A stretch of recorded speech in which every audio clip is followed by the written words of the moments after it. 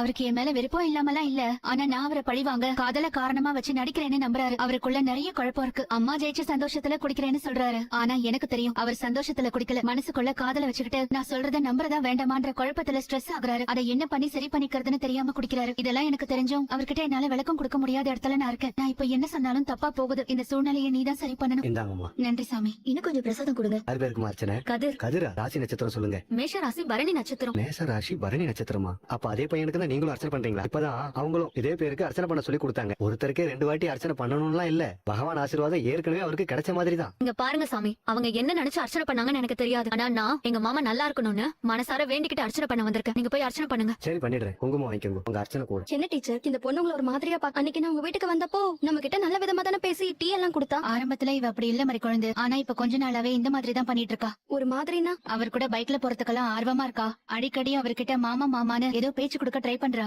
இப்போ அவருக்கு அர்ச்சனை பண்ற அளவுக்கு வந்திருக்கா. டீச்சர், நீங்க சொல்றதெல்லாம் பார்த்தா எனக்கு டவுட்டா இருக்கு. இவ மேல எதுக்கும் ஸ்ட்ராங்கா ஒரு கண்ணு வைங்க. அடேங்க அப்பா, பெரிய இவ மாதிரில போறா. விடுங்க மாதிரி குழந்தை. நீங்க இப்படி எல்லாம் இருக்காதீங்க. கதிர் வேற ஒரு மாதிரி குழப்பத்துல இருக்கிறதா சொல்றீங்க. குழம்புன குட்டையில தான் மீன் பிடிக்கிறது ஈஸி. இவ புடிச்சிட்டு கிடிச்சிட்டு போயிட போறா. டேய், என்னடா முகத்துல ஒரு தேஜஸ் தெரியுது? என்ன விஷயம்? தேஜஸ் இருக்குன்னா ஏதோ ஒரு விஷயம் பையனை ரொம்ப சந்தோஷப்படுத்திருக்கோம். அது என்னவா இருக்குன்னு யோசிடா. டேய், நான் இதே கேள்வி தானே கேட்டேன். நீயும் திரும்ப அதே மாதிரி சொன்ன எப்படி? நீயே சொல்றாச்சேரா, உன் முகத்தில் இருக்கும் இந்த கள்ளச்சிரிப்புக்கு காரணம் என்னவோ? அனுப்பமா எதுவும் கிரீன் சிக்னல் கொடுத்து விட்டாலோ? கிரீன் சிக்னல் இல்ல மச்சான்,